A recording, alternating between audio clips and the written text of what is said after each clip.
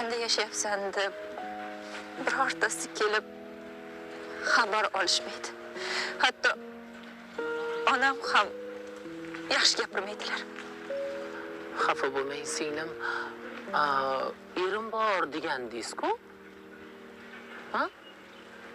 Javlon akam. Qanaqa yer ular?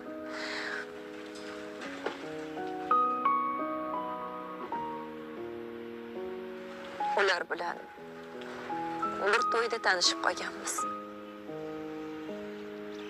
Yolg'iz ayolligimni bilib, menga yopishib oldilar. O'yladingmi? Ha. Oilalilar.